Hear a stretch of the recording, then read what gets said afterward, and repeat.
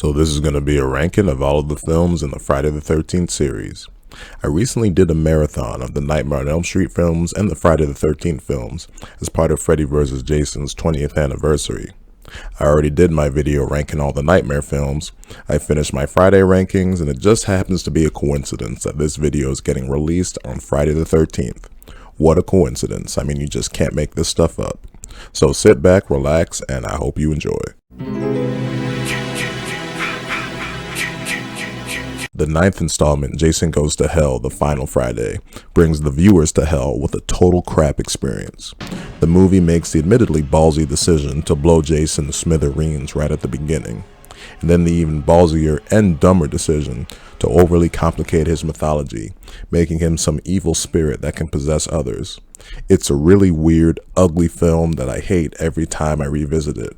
By the end, you'll be relieved when Jason is finally dragged to hell and the movie is over. The only thing worthwhile here is the final few seconds, which set up the next continuity installment perfectly.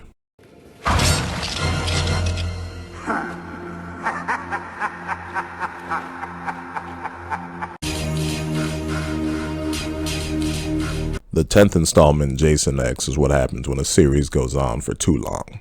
The movie has two gimmicks going for it. One is sending Jason to future/space. The other gimmick is forget about being scary. It aims to just be a flat-out comedy in its approach of not taking anything seriously at all. Needless to say that this film does not have the budget to pull off a space adventure. It looks so goddamn cheap. Nor does it have the smarts to pull off being a comedy. Not to mention that regular Jason just looks like flat-out shit in this. The only parts of this movie that I semi-enjoyed were some of the one-liners just because the film is so not taking itself seriously, but to quote the film, this film sucks on so many levels.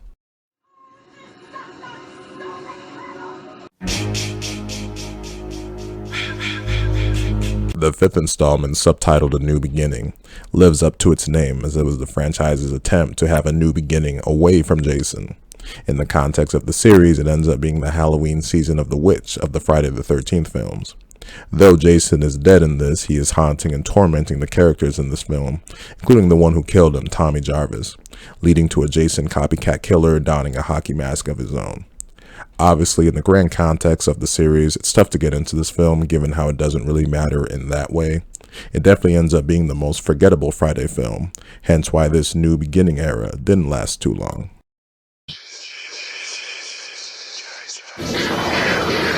Part 8, Jason Takes Manhattan, does what the title suggests, deciding the series needed a bit of a shakeup and taking Jason to the Big Apple.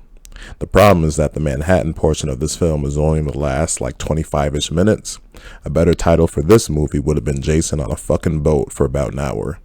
Even by the low filmmaking standards of some of this series, there are sections in this film that are just bad.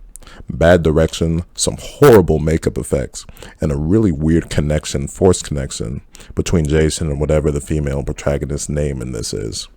Once the movie actually does get to the New York section, there are some of the funniest moments of the entire franchise, some enjoyable stuff, but that's not enough to save this installment as a whole. You a dead meat slime bag!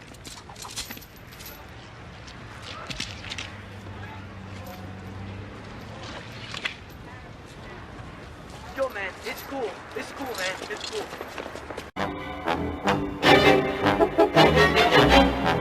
All of the killing and the body count started with the original Friday the 13th from 1980. For those new to the series, you may be surprised to see that it isn't Jason doing the killing in this. It's his mother, Pamela Voorhees, avenging the loss of her son. The film creates a mysterious type atmosphere in terms of not knowing who's doing the killing. However, the film, even by the standards of when it came out, is really cheap looking, not really notable filmmaking wise, and really more of a product of its time, though it was a big enough hit to launch a franchise.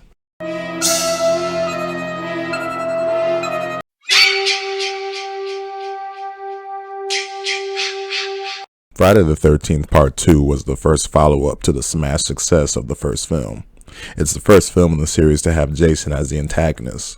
Though it's Jason, he's still not Jason because he hasn't acquired the hockey mask yet. He's wearing a bag over his head in this one.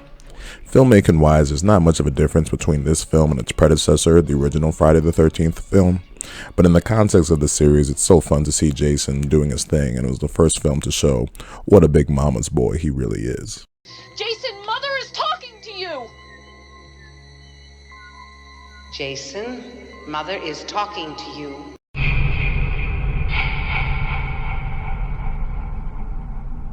There was no shortage of remakes of horror films in the early 2000s, and Friday the 13th was subject to this in 2009. The film ends up being the bare-bones formula of the Friday the 13th series. Teens smoking / having sex in the woods and end up getting impaled by a machete. It ends up being the first Friday film without any real gimmick since 1988. That's actually the best thing you can say about this film, is that it doesn't F anything up. It's a combo of the first 3 Friday films, just set in modern times. Get a pretty good Jason in this, get to see more of how he operates when he's not killing, he's still a big mama's boy, and he can run now, so that's cool, I guess. His name was Jason, and today is his birthday.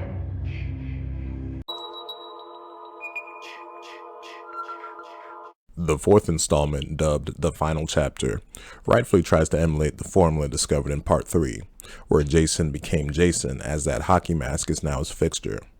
I think this film is notable for being the most brutal when it comes to some of the kills. I mean, there's some stuff in here that's like, oh damn, that's a rough one right there. Though the title The Final Chapter wouldn't obviously be true in terms of the franchise, it was the final chapter for human Jason, as he does quote-unquote die in this at the hands of Tommy Jarvis, who besides Jason's mother would end up being the most important non-Voorhees character in the series. Will be Jason's unlucky day. Friday the 13th, the final chapter. Friday Part 3 is where Jason finally becomes Jason, as he acquires the hockey mask halfway through this film. Though the film goes through the same Friday formula that Parts 1 and 2 did, but I think in this film it just works better. I guess it's because you get to see Jason as more of an active force in this. There's a good level of escalation in terms of the progression of the kills, leading to a really well done final chase sequence between Jason and Chris, the final survivor, that hits the checkpoints of stuff you want to see in a chase between a monster and a female. Goes to show that that hockey mask makes all the difference. That and some goofy 80s 3D gimmicks. Friday the 13th, Part 3 in Super 3D. It has to be experienced to be believed.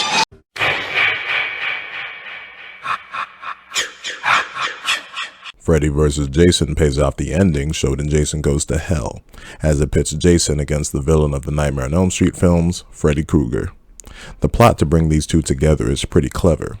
Freddy needing to spread fear in Springwood again, thereby bringing Jason back from the grave to do so and kill a bunch of people.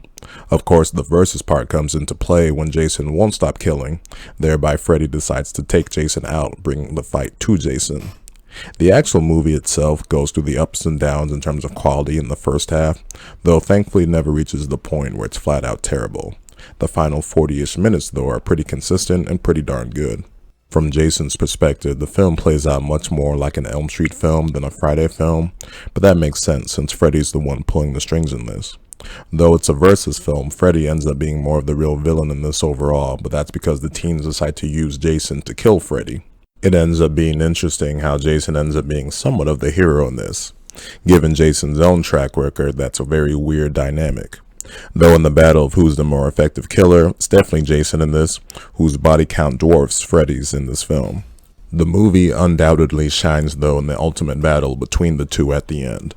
There's great choreography and energy, it gets gushier and redder as it goes along, showing that these two are the best at what they do.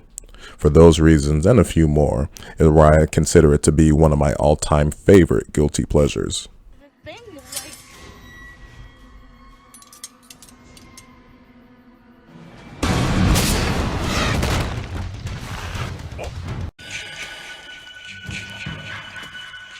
Friday Part 7 The New Blood continues the newfound fun formula the series discovered with Undead Jason in Part 6.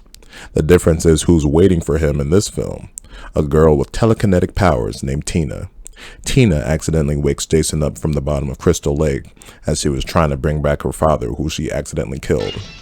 Up until his fight with Freddy, Tina has definitely put up the best fight against Jason, using her powers to really F him up, at times in hilarious fashion.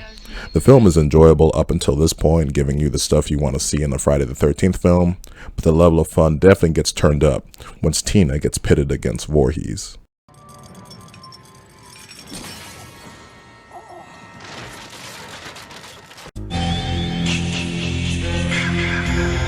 In Friday the 13th Part 6, Jason Lives, the filmmakers realized after the lack of Jason in Part 5 that, oh shit, Jason is what people really want to see in this. And so Jason returns from the grave as the undead super strength Jason that most are familiar with. Though the film has the traditional stuff found in the other Friday films, this one just works so much better as an overall movie, because while you have Jason as an active force in this doing his thing, we have Tommy Jarvis, now grown up, determined to put an end to Jason, since Jason has obviously mentally effed him up over the years. The pairing of Jarvis and Megan, the sheriff's daughter, in this make for easily the best protagonist characters in the franchise. The movie also establishes more of a fun tone, rather than the heightened levels of suspense and terror that would have been a bit mundane at this point. Because of this, I think Part 6 has a good combination of everything, and Jason Lives is the only one in the series that I would call a legit good all-around movie, and not just by the standards of other Friday the 13th films, making it the best in the series for me.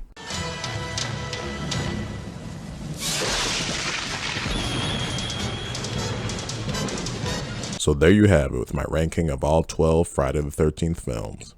Being stuck on 12 films is quite unfortunate for this franchise. It's been over 14 years now since Jason was last on the big screen in 2009. There's a whole rights issue why there's been a lack of Friday films in the last decade or so. Wouldn't be the worst idea to maybe do a TV show for this franchise, or if they did do a 13th film, to call it The 13th Friday. That would be a killer title, pun intended. So that'll do it for this ranking of all of the Friday the 13th films. If you made it to the end of this video, thank you for watching.